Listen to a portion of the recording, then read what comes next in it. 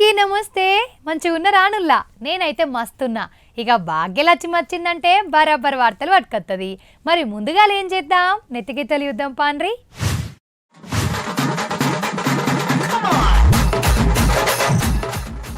దేశంలో దొరుకుతలేవు గ్యాస్ మొద్దులు, అంటేతందుకు అందరికీ అయితన్నాయి తిప్పలు.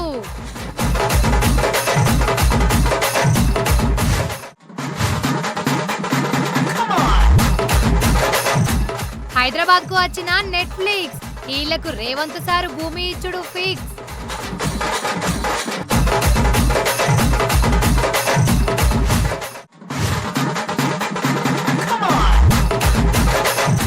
దొరుకుతలేదు గ్యాసు, హోటళ్లు అయితన్నాయి బంధు.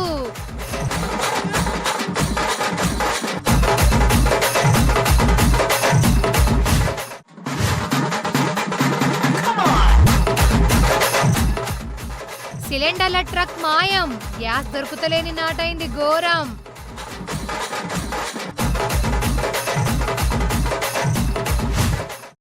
ఇట్స్ ఏ ప్రైవేట్ పార్టీ, టిన్ టిడిన్ టిన్ టిన్ టిడిన్ టిన్ టిన్ టిడిన్ టిన్ టిన్. స్వింగ్ జరా స్వింగ్ జరా స్వింగ్ జరా స్వింగ్ జరా. ఏందిది ఖతర్నాక్ వార్తలు చూస్తానమా లేకపోతే పాటల ప్రోగ్రాము వింటున్నామా అనుకుంటుండ్రులే. నిమ్మలం జరా ఓ దేవుని కాడ ప్రోగ్రాం చూద్దామని చూస్తానా. నాకు సుతం గిదే డౌట్ వచ్చింది. నేను చూస్తాంది దేవుని జాతరన రికార్డు డ్యాన్స్లో ప్రోగ్రామా అని. అందుకు మీరు సుతం చూడాలిగా. హా, ఓ గుడికి పోతే దేవుళ్ళ నామాలు, దేవుళ్ళ పాటలు. రామ రామ రఘురామ, ఓం నమ శివాయ, వెంకటేశ, ఓం నమో వెంకటేశ అని ఏ దేవుని గుడికి పోతే ఆ దేవుని పాట వినిపిస్తుంది. కానీ స్వింగుజరా స్వింగుజ్వరా ఈ ఒగ్గి పాటలు ఏడ వినిపిస్తాయి? అయినా పబ్బు క్లబ్బు లేకపోతే రికార్డు డ్యాన్సుల తానే వినిపిస్తాయి. కానీ దేవుని గుడికాడ వినిపిస్తాయా? వినిపిస్తే ఎంత పాపంగాల్లా. ఇగో అంబేద్కర్ కోనసీమ జిల్లా ముమ్మిడివరం నియోజకవర్గం కాట్రేనికోన మండలం మొల్లేటి మోగ కొత్తపాలెం అనే ఊళ్ళే జాతర అయింది.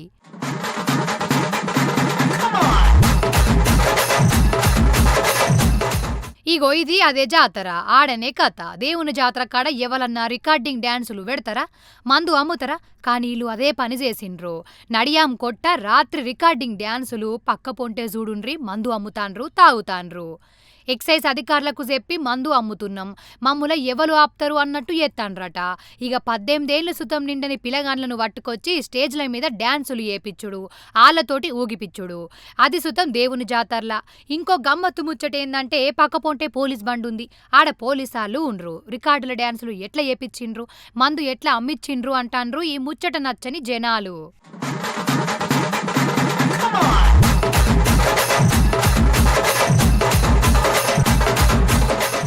మొన్న పొద్దుముకే గ్యాస్ అయిపోయిందంటే ఇంకా గ్యాస్ దొరుకుతలేదు. బుక్ చేసినా కానీ వాళ్ళు ఇంటి దగ్గరకు వస్తలేరు. ఎప్పుడు వచ్చి ఎప్పుడు పోతాండ్రో చూద్దాం అర్థమైతలేదు గ్యాస్ ఇచ్చేటోళ్ళు. నిన్న కనిపించిండ్రు కానీ గ్యాస్ అయిపోయింది లేదక్క అనబట్టే. బ్లాక్లో ఉందామంటే దొరుకుతలేవు. దొరికినా 3,500-4,000 అంటాండ్రు. తినుడు ఎట్లనో బతుకుడు ఎట్లనో, దేశమంతా గిదే కథ.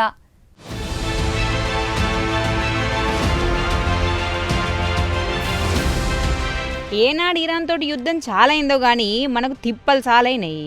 అన్ని రేట్లు పెరిగినాయి. గ్యాస్ పెరిగింది, పెట్రోల్ పెరుగుతట్టుంది, కొందామంటే దొరుకుతలేదు, తిందామంటే కరువు వచ్చేటట్టుంది. దేశంలో పెద్దసార్లు ఏం చేస్తారో, దునియా పెద్దసార్లు ఏం వెళ్తారో కానీ సామాన్యులకైతే పొట్ట తిప్పలు అయ్యేటట్టుందిలా. గ్యాస్ దొరుకుతలేదు, బ్లాక్లో కొందామంటే ధరలు మంట వండుతున్నాయి.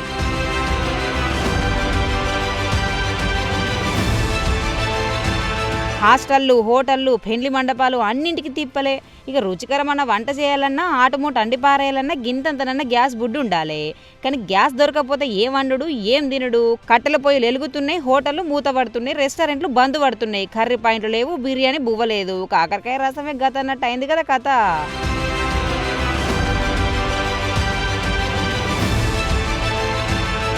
కొన్ని పెద్ద హోటళ్ళది గీ కథ.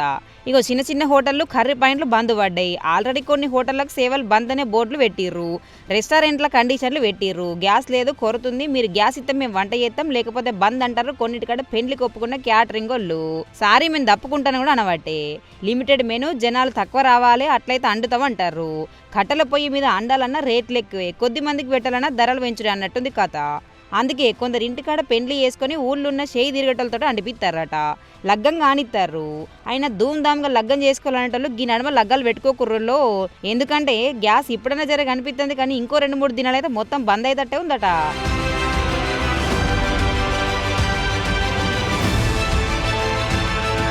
ఎవరికి తప్పినా తప్పకపోయినా హాస్టల్ నడిపేటోళ్ళకి తప్పది. పొద్దుగాల టిఫిన్లు కట్టెల పొయ్యి మీదనే, పగటన్నం కట్టెల పొయ్యి మీదనే, పొద్దుమికన్నం కట్టెల పొయ్యి మీదనే.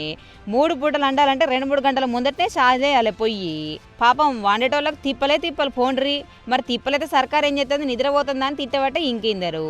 ఇక మోదీ సర్కారు కోట్లు పెట్టి ఆ దేశం ఈ దేశం తిరగతాడు. వాళ్ళ సోపతి వీళ్ళ సోపతి, మనకు వాళ్ళు ఫేవర్ వీళ్ళు ఫేవర్ అంటే మోదీకి వత్తాసు వలుగుతారు ఫ్యాన్లు. మరి గింత తిప్పలుగా ఏ సోపతి గాళ్ళొచ్చి ఫేవర్ ఎత్తలేరని బట్టి 10 పచ్చపొళ్ళు. గీ అక్కని చూడుర్రి, కట్టెల పొయ్యి అంటు పెట్టింది, వెనక సిలిండర్ల బొమ్మలు పెట్టింది, పెరిగిన గ్యాస్ ధరలు తగ్గించాలంటుంది. ఇంకో అడుగు ముందుకేసి చూస్తే ఇగో మోదీ సరుకు చీర కట్టిర్రు, చేతికి గాజులేసి తిడుతుంది ఈ అక్క. ఇప్పుడు చీర కట్టినము, ఇలా చీర వేసి చాలా ఇది మోడీ గారికి వచ్చేసి చీర కట్టైనా చేతలు ఇంట్లో పిల్లల్ని ఆయన ఉంచుకోవడానికి చేత కాలేదు. అదే విధంగా వచ్చేసి ఆడవాళ్ళకి ఇప్పటిదాకా రక్షణ లేదు. ఆ విషయం చూస్తే మనకొచ్చేసి వచ్చాడు సిగ్గుండాల మోడీకి ఇప్పటిదాకా అసలు చూస్తే ఆడవాళ్ళని వచ్చేసి నగ్నంగా ఊరేగిస్తుంటే ఏం మాట్లాడాడు. ఇప్పుడు వచ్చేసి రేట్లు పెంచారు. వాయమ్మో, అక్క వాయిస్ ఇంత చెమటలు అత్తని ఊళ్ళో జోర్దార్ అడుగుతుంది పో. మరి దేశంలో ఉన్న వాళ్ళంతా తిప్పలు పడుతుంటే వీళ్ళందరూ ఏం చేస్తారు, పుక్కట్ల వంచుడు పోయి ఇంకా రేట్లు పెంచుతారని గర్వమైంది అక్క. అందరిట్లే అడగాలి, కడిగి పారేయాలి అంటుందిగా. అంతేకాదు అంబానీలకు అప్పులు ఎందుకు ఇచ్చిర్రు, ఇచ్చేటప్పుడు అడుగుతారా, మాఫీ చేసేటప్పుడు అడుగుతారా అని గ్యాస్ తిప్పలు పెరిగిన వేళ అడుగుతుంది కదా అక్క.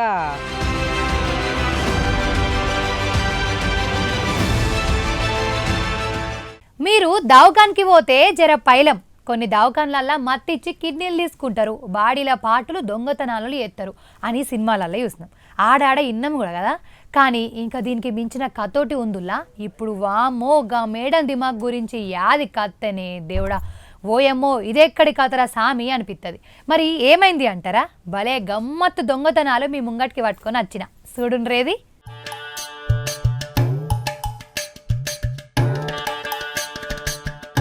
రైల్వే స్టేషన్ల దొంగలు, ఇంట్ల దొంగలు, ఫోన్ల దొంగలు, బండ్ల దొంగలుంటారు. తాళమేసిన ఇండ్లు, రోడ్ల మీదున్న ఏటీఎంలు, పెద్ద పెద్ద దుకాణాల గల్లెపెట్టలు, ఆఖరికి దేవుని హుండూలకు సుతం దొంగలుంటారు, దొంగతనాలు చేస్తారు. కానీ గ్యాస్ బుడ్డీలు, దావకాన్ల పేషెంట్ల తన సుతం దొంగతనాలు చేసిండ్రు కొందరు.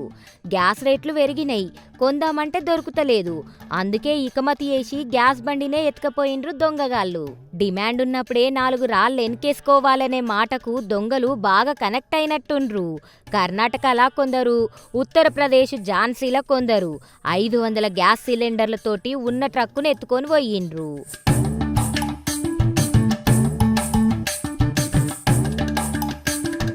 అబ్బర కొడుక, దొంగతనానికి ఏం దొరకలేదా? దేశం మొత్తం గ్యాస్ లేక తిప్పలు పడితే మీకు ఇదే దొరికిందా దొంగతనం చేసేటందుకు? ఎక్కువ పైసలు ఇస్తామన్నా దొరుకుతలేదుల్లా. అసొంటిది భలే ఎత్తుకపోయిండ్రిల్లు. బంగారం కంటే మించుంది గ్యాస్ సిలిండర్ల మీద దొంగలకు కన్నిప్పుడు. అందుకే ఎంబడే పోలీస్ సార్లు వచ్చి దొంగలు ఎటుపోయిండ్రని సీసీ కెమెరాల చూస్తే దొంగలు దొరికిండ్రు. మొత్తం 7గురిని పట్టుకొని మందలిచ్చి కేసులు పెట్టిండ్రు.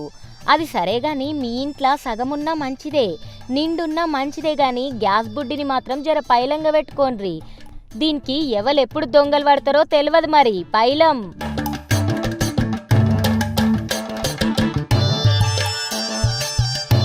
ఇక ఇటు సికింద్రాబాద్లున్న ఓ ప్రైవేట్ ఆసుపత్రిల సుతం దొంగలు పడ్డారు. పానం మంచిగా లేదని సికింద్రాబాద్లున్న యశోద హాస్పిటల్కి వచ్చిండ్రు బోయిన్పల్లిలుండే సుధారాణి అనేటోళ్ళు. టెస్టులు వెనుక టెస్టులు చేసిండ్రు. ఆఖరికి గైనకాలజీ డాక్టర్ కోసం చూడంగా ఓ డాక్టర్ వచ్చి లోపలికి రమ్మని సూదిచ్చింది. అందులున్న నర్సులను బయటకు పంపి మత్తు మంది ఇచ్చిందట. కథం ఎంబటే ఆమె మీదున్న బంగారం అందుకొని పోయింది డాక్టరేషం వేసుకొని వచ్చిన దొంగ. ఓసారి చెప్పేసారు, మీ అమ్మ బంగారం ఎట్లా పోయిందో ఏమన్నా తెలుసా? దాని తర్వాత మా మదర్ని కొన్ని క్వశ్చన్స్ చేయాలి, మీరు బయట వెయిట్ చేయించారు అన్నారు. నేను మా మామయ్య ఉండే, ఇద్దరం హాస్పిటల్లో. మేమిద్దరం బయట డోర్ బయట నిల్చొని ఉండే. తను మళ్ళీ బయటకు వచ్చి అక్కడ ఆమె వెళ్ళేసి వచ్చింది. మేము రూమ్ బయటనే వెయిట్ చేసాం. ఆమె మళ్ళీ వచ్చేసి అక్కడికి వెళ్ళండి అని అన్నది. అక్కడికి వెళ్ళామని చెప్పంగానే మేము అక్కడికి వెళ్ళాము. ఒక 10 minutes లో మేము వచ్చేసే వరకు మా మమ్మీ బేహోష్ అయిపోయి ఉండే. మమ్మీని లేపి ఇట్లా ఏమైందంటే మమ్మీ ఏదో ఇచ్చింది రా అని అన్నది. అది ఏంది అని చూసినాం. చైన్ చూస్తే చైన్ లేదు, కమ్మలు చూస్తే కమ్మలు లేవు. బయటకు వచ్చి నర్సింగ్ స్టేషన్ వాళ్ళని అడిగి ఏమైనా ఏమి ఇంజెక్షన్ ఇచ్చారు అది అని అడిగితే మాకు తెలియదు అని అన్నారు. ఆమె ఎవరో డాక్టర్ వచ్చింది కదా మేము అంటే ఆమె ఎవరో మాకు కూడా తెలియదని వాళ్ళు చేయలేదు చేస్తున్నారు అని వాళ్ళని అడిగితే ఇప్పటివరకు ఏం రెస్పాన్స్ లేదు. మరి 10 తులాలంటానవు గాన్ని గనగం ఎందుకెంబడి పెట్టుకొని పోయిండ్రే అన్న? ఏమేం పోయినాయి? మా మదర్ పేరు సుధార అని, మేము బోయినపల్లిలో ఉంటాము. పుస్తల తాడు పోయింది 7 తులాలే, మాటీలు కమ్మలు ఒక 2 తులాలు, గాజు ఒకటి, యశోద సికింద్రాబాద్. వామ్మో, యశోద దవాఖానంటే రిచ్చే. అంటే ఉన్నోళ్ళు ఎట్లయినత్తారని సూటి పెట్టి అలా తానికి పోయినట్టుంది గీ దొంగక్క. కానీ డాక్టర్ డ్రెస్ వేసుకొని వచ్చి డాక్టర్ లెక్కచ్చి ఓ పేషెంట్ తాన 10 తులాల బంగారం దొంగతనం చేసే వరకు ఆమె మీద ఎవ్వరికి అనుమానం రాలేదంట. ఎంత సూపర్ ఉందో కదా. ఆడ సెక్యూరిటీ అన్నవట్టే కొందరు.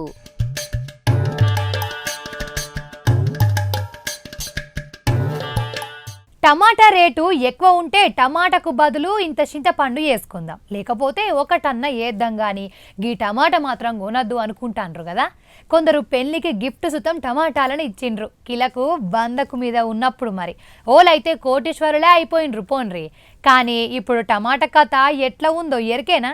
అయితే పాండ్రి ఇప్పుడు టమాటా తోటకి పోదాం.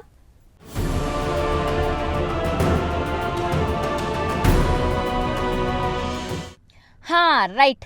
అరే, టమాటా తోటకు పోదామంటే అన్ని మేకలు గొర్రెలున్నాయి గిదేందనుకుంటాన్రా? మంచిగా చూడుండ్రి, టమాటా షేన్ మొత్తం మేత్తానై మేకలు. అరే పోన్రే అటు, హడి హడి చి చి. ఏమన్నా కుక్కలా హడి అనే తందుకు? తట్ చట్ థుట్ హట్ చి. ఈ మేకలను ఏమని కొడతారుల్లా? ఏదో ఒకటి. ఓ మేకలు అటు ఓన్రే, ఓ మేకలు, ఓ మేకలు. అయ్యో పాపం, గా రైతు చూసి అటెన్క మస్తు ఏడుతాడు కావచ్చు మేకలు మేసిపోయినాయని. మందకు మందనే వచ్చి పడ్డట్టుంది తోట్ల. అయ్యో గా తోట ఏ రైతుదోనుల్లా అని మీరు సుతం గింతే గావర పడుతుండ్రు కదా. జరా రుకో, సబర్ కరో. అయ్యో గీ రైతు ఏడుతున్నట్టుండుగా మేకలు పడ్డాయని. ఏమైందే తాత, ఏడవకు. గీ అమ్మ చూడుండ్రి, గింత పాపమావుల్లా, గింత అడవావుల్లా. ఆడనే ఉండి మరి మేపుతుంది మేకల మందను. అయినా మన కడుపు నిండాలే, మంది పొట్ట కొట్టాలే అన్నట్టుంది అక్క. పాపం గా తాత ఏడవంగ సుతం నువ్వు కాస్త ఆప్తలేవని అనాలనుంది కదా మీకు సుతం. కానీ గిడ కథ వేరే. పంట నష్టం ఉంది. పైరా చూస్తే దిక్కులు తప్పిన పంట పండింది కానీ ధర లేక 2 ఎకరాలు సార్ ధర లేక అట్లే వదిలేసిన. పంట మాత్రం తిక్కులు తప్పిన పంట, కానీ మాకు పెట్టుబడి లేక పెట్టినాము. ధరలు గిట్టుబాటు లేదు, బాడిగలు రావు. పోతే 30 రూపాయలు బాడిగ, ఇంకా కమిషను రూపాయి రాదు. ఈ తాత కథనే కాదు, ఇంకిందరు సుతం గిదే పాట. టమాటాకు రేటు లేదని ఆళ్లే పశువులన్న తినని అని మేకలకు గొర్రెలకు ఇడిసిపెడతాన్రట పంటను. కర్నూలు జిల్లా గోనెగండ్లలున్న టమాటా రైతుల బాధిది. పక్కపొంటి ఇంకో రైతుండు, అడుగుదాం పాన్రి. టమాటా వ్యవసాయం చేయడం సాగు చేస్తున్నాం. ఒక ఎకరానికి శిస్తు 20,000 నుండి 25,000 చెల్లిస్తున్నాం. దానికి పంటకి పెట్టుబడి ఎంచి కనీసం ఒక 50 నుండి 60,000 ఖర్చు అవుతుంది ఎకరాకి. దీంట్లో టమాటా వేసాం. ఇప్పుడు పంట పూర్తిగా చేతికి వచ్చింది, కానీ కొనే వ్యక్తి లేరు. ఎక్కడున్న పంట అక్కడే కుళ్ళిపోతుంది. అయ్యో, ఆయంత 40 అన్న అత్తుండే గాని పెట్టకు. పెట్టిన పెట్టుబడి రాకున్నా జరంతా గుడ్డి కంటే మెల్లే మేలన్నట్టు అయితుండే గదా. ఏమిటికి ఇట్లా ఎత్తిరి? పట్టకపోయినా అయిపోతుండే గానే. అయినా ఈడ కిలకు 10 రూపాయలుంది టమాటా. పాపం వాళ్ళకు పెట్టుకు 40 అడుగుతుండ్రట. ఏమో పో, రైతే రాజంటారు గాని రైతు ఎప్పుడు పేదోడేనుల్లా. కానీ మనం టమాటా అగ్వకత్తాందంటే టమాటా చారు, టమాటా పప్పు, టమాటా తొక్కు గిట్లా అన్ని తీర్లు పెట్టుకోవాలనుకుంటాం. కానీ వీళ్ళిట్లా బాధపడబట్టే, ఏందో నడుమిట్లున్న దళార్లు ఏవట్టే గీ తిప్పలన్నీ అంటాండ్రు కొందరు.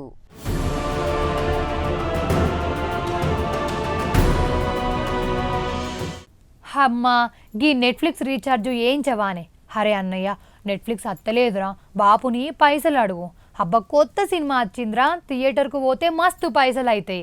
అదే నెలకింత రీఛార్జ్ చేస్తే కొన్ని రోజుల్లోనే కొత్త సినిమాలు వస్తాయి, అన్నీ చూడొచ్చురా అన్న అని ఇట్లా నెట్ఫ్లిక్స్ పిచ్చోళ్ళు అంటారు కదా.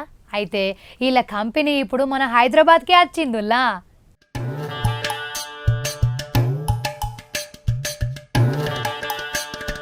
హైదరాబాద్లో నెట్ఫ్లిక్స్కు చెందిన ఐలాండ్ స్టూడియోస్ ఆఫీస్కు రిబ్బెన కటింగ్ చేసిండు సీఎం రేవంత్ సారు.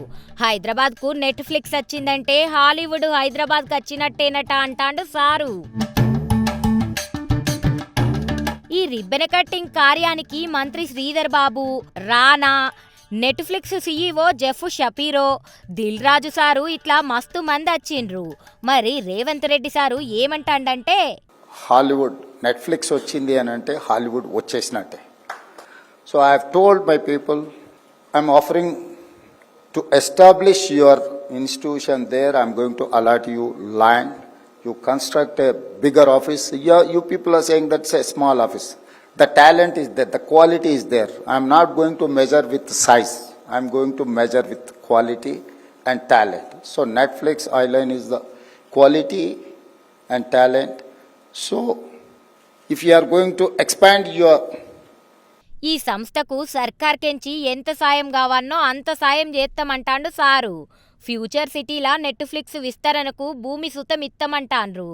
అంతేకాదు రేవంత్ సారు బాహుబలి, కల్కి, RRR, అరుంధతి గసొంటి సినిమాల గురించి సుతం యాదికి వేసుకుండు.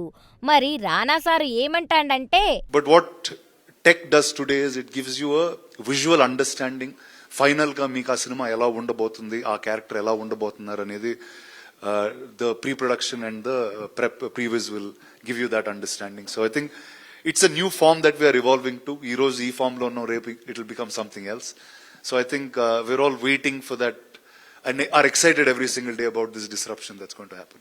కానీ ఏ మాటకా మాటుల్లా మన తెలుగు సినిమా లెవెల్ మొత్తం మారింది. ఒకప్పుడు ఎవల్ దేకని గతి నుంచి తెలుగు సినిమాల ఒక్క ఛాన్స్ వస్తే మంచిగుండనే స్థితికొచ్చింది. Director Rajamouli sir Baahubali cinema ఏనాడైతే హిట్ అయిందో ఆనాటి సంధి ఇంకింత మంది కన్లు మన టాలీవుడ్ మీద పడ్డాయి. పెద్ద పెద్ద హీరోలే మన తెలుగులా రౌడీ గుండగాళ్ళ ఏసం ఎత్తాన్రంటే అర్థం చేసుకోండ్రి మన తెలుగు సినిమా మీద ఎంత ప్రీతి పెంచుకుండ్రో.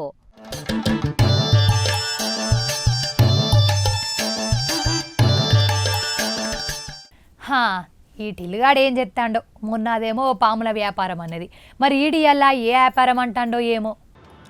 ఇదేమో అయితే మంచిగా ఏసీలో కూర్చొని మంచిగా ఆడతలు చెప్పడానికి నాకు వచ్చింది సాగుకు. అరే ఒక్క బండ లేదు, మొత్తం పూల చెట్ల పాడైన ఒక బండ. అరే కట్టెలపై పెడదాం, ఒక బండ దిక్కులేదు, ఒక కట్ట లేదు, ఏం లేదు. ఏమో గ్యాస్ అయిపోయింది, నెత్తి ఖరాబ్ ఉన్నది. ఇక చూడు మొత్తం పూల కూడా రెండని వరిచింది నీ అవ్వ. ఆగు, ఈడేంది గా పానం లేని బండలను తిడతాండు. అరే ఏమైందిరా? మా నేను తిరిగితే ఊకుంటావా? బా దెబ్బలాకి భూమిలో పోయింది అవ్వ. కట్టకట్టలు మనడం మందలిస్తూనే ఉంటుంది ఎప్పుడు ఏదో ఒకటి. ఏందిరో కళ్ళు నెత్తికెక్కినాయారా పరేష్కలాడుతావు? మరి నువ్వు అర్థలేవు కారడ్డాలు, నాకు అర్థం కాదు. అయినా కట్టెలపై పెడదామని చెప్పి బండలు లేకపోతే ఒక్క బండ దొరికి పాడేస్తాను. ఉన్న బండ తీసుకొని బజార్లో పడేస్తావు. నెత్తి ఖరాబ్ నీ అవనితో నాకు ఎప్పుడు ఏదో ఒకటి నాకు అర్థం కాదు. సరే గాని ఆ పొయ్యేంది, ఆ చేతిలో కట్లేందిరా? మరి నువ్వు అర్థలేవు కారడ్డాలు, నాకు అర్థం కాదు. అరే కట్టెలపై ముట్టిద్దామంటే ఒక్క బండ దిక్కు లేకుంటే అవుతుంది. నెత్తి ఖరాబ్ అవుతుంది, షేకి దెబ్బలాకి భూమిలో అయింది. ఏమైందిరా దీర్ఘాలు దిక్కునేమో కూనరాగం పెట్టుకోలే. ఎవరితోని లొల్లు పెట్టుకున్నావు? ఎవరు ఇరగొట్టిండ్రు చెయ్యి? ఎవలో కాదే నా పెన్లామే. అయ్యో మళ్ళేం సుండి పని చేసినవురా? ఏం కాలేదు. ముచ్చట ఏంటంటే ఇగో బుడ్డ అయిపోయింది, కుక్క తిరిగినట్టు తిరిగి పాడైతున్నాయి. ఒక్క బుడ్డు తిరిగి భూమిలో అవుతలేదు. సరే కదా అని చెప్పేసి అది కట్టెలపై మీద అంట అంటే అది చేస్తాను లేదు, నా సాగు కత్తాంది. మరి దీనికి లొల్లు ఎందుకురా? అది 2 రోజులు అయితే కట్టెలపై మీద వంట చేసేది. నా కళ్ళ పొగ చూడు. ఇగో కాళ్ళు ఇరుగా కొట్టింది, మొత్తం నన్ను చంపి నా చేతులు పెట్టేసింది. ఇంకా యుద్ధం చేయబట్టి కడవచ్చి భూమి లేదు, నేనేం చేస్తా దానికి నాకు అర్థం కాదు. నన్ను కొట్టి భూమిలో పోతుంది. నువ్వు ఏంగానేమో ఇప్పుడు దెబ్బ తాకే, అదేమో లోపల మొత్తం ఎట్లా కొట్టిందో ఒకడు ఈ పంత విమానం మోసిపాడైంది. ఏడియాడ గమిలిపోయినాయి, చూపించుకుంటున్నా మీ కెమెరా ముంగట. అయ్యో నీ కట్టం సల్లగుండా. మరి వండు ఇంకేంది? ఆయన గాలి యుద్ధం చేస్తే నేనేం చేస్తున్నాయి నాకు అర్థం కాదు. అందరికి దొరుకుతలేదు కదా గ్యాసు, నాకు ఒక్కరికి దొరుకుతుంది. ఏమన్నా ఓలా దొరకకొచ్చింది గ్యాసు. ఈ అవ్వ అర్థం చేసుకోదు. మళ్ళీ మీదికి వెళ్ళేమో ఈ పంత పొట్టు చేస్తుంది. మంచిగా అయింది, నీకు అట్లనే కావాలరా? కాదే కట్టెలపై పెడదామంటారేమో బండలు దిక్కులేవు, ఇదేమో బుడ్డై భూమిలో పోయింది. మరి నేను ఎట్లా చేయాలి, ఎట్లా చేసి వంట గంగల పోవాలి నాకు అర్థం కాదు. గా సర్కారు వాళ్ళ మొగల బాధ అర్థం చేసుకొని ఏదైనా ఒకటి ఎత్తే అయిపోవు కదా. మొగోళ్ళ బాధేంద్ర ఆడోళ్ళు చెయ్యరా వంట? నీ బొంద చేస్తాండ్రే పెద్దరికాయలు ఎక్కువ పళ్ళు తక్కువ నాకు అర్థం కాదు ఈ కథ భూమిలో పోను. అందరు కాదరే నా పెండ్ల మాసుంటే గయ్యాలు ఉన్న ఆడోళ్ళందరూ కూడా మొగలతోనే వంటలు చేపిస్తాండ్రు. ఇనగిట్టరా వదినే మెల్లగా చెప్పు. దానికంత సీన్ లేదులే. హరే పొయ్యే ముట్టియలే వంట ఎట్లయిందిరా? 20 రూపాయలు పెట్టి కూర వంకొస్తా నేను ఏం చెయ్యలేను. ఇక ఏం చేస్తాం మరి గా కట్టెల పొయ్యి మీద అంటే ఏమంటే దానికి ఎంతో శాతం గ్యాసుకుంటేమో అయిపోయి బంగారం అయింది నాడు. కట్టెల పొయ్యి బాధ అర్థమైందారా? అరే హోటల్ కూడా బంద్ పడుతున్నాయిరా వాళ్ళ క్రితం గ్యాస్ లేక. అబ్బా మరి ఎట్లనే నాకు అర్థం కాదు. నాకని ఇంత పొయ్యి ముట్టించేద్దామని చెప్పేసి ఏదో ఒకటి తల్లాడుతున్నా, ఏదో కరిపోయింటో మన్నో మచనమో ఏదో లెక్తానా. మరి పట్టణంలో పరిస్థితి ఏంది? అవురా, అంతకుముందు కట్టెల పొయ్యి మీద అండుడు అలవాటు ఉండే, కిరోసిన్ పొయ్యిలు ఉండే కానీ గీ ఈజీ పనులకు అలవాటు పడి సిలిండర్లు వచ్చిన కాడ నుంచి కట్టెల పొయ్యి జోలికే పోతలేరు. మరి ఏం చేద్దుమే, పొయ్యి పెడదామంటావా బండలు దొరకకచ్చే, గ్యాస్ ఏమో అయిపోయి గంగలవాయే. మరి ఇయ్యాల రేపేమో హోటల్ బంద్ అంటారు. 2-3 రోజులు అయితే మొత్తం దేశంలోకి ఇట్లా బంద్ అయితే ప్రజలు ఏమైపోతారు? మీ పక్కోళ్ళకుంటే అడగచ్చుకో. ఓరు పోడా గ్యాస్ ఉందావరా? ₹1,00,000 అన్నాడు కానీ గ్యాస్ అడగ పెట్టాయి ఫోన్. ఓని అవ్వ ఈడేంది కడిగేసి పడేసిండు. ₹1,00,000 అడుగు కానీ గ్యాస్ అడగంటాడు. నాకు అర్థం కాదు. నిజంగా నేనులా రేపో మాపో గ్యాస్ దొరకకపోతే హోటళ్ళు బంద్ పడతాయి. పట్నంలా కట్టెల పొయ్యి వెట్టరాదు, కరెంటు పొయ్యి దిక్కవుతుందా? వామ్మో వేలల్లత్తది బిల్లు. అందులో అండినే తింటే పానం కూడా మంచిగా ఉన్నది. అందరూ కరెంటు పొయ్యి అంటే దానికి కూడా రేటు పెరుగుతుంది. ఈ యుద్ధం ఏమో కానీ మనకు మస్తు తిప్పలు వచ్చేటట్టున్నాయి. పోన్రి మీరైతే షాయలు ఫ్రైలు వేసి గ్యాస్ అంతా వేస్ట్ చేయకుండ్రి, పొదుపుగా వాడుకోన్రి.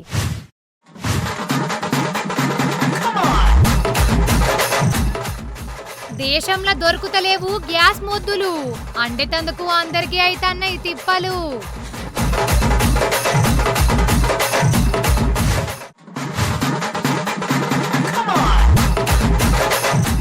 హైదరాబాద్ కు వచ్చిన నెట్ఫ్లిక్స్, వీళ్లకు రేవంత్ సారు భూమి ఇచ్చుడు ఫిక్స్.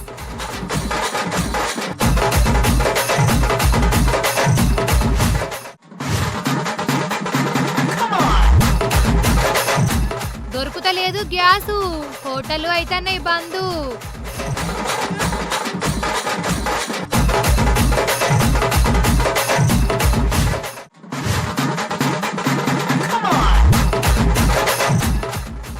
సిలిండర్ల ట్రక్ మాయం, గ్యాస్ దొరుకుతలేని నాటైంది ఘోరం.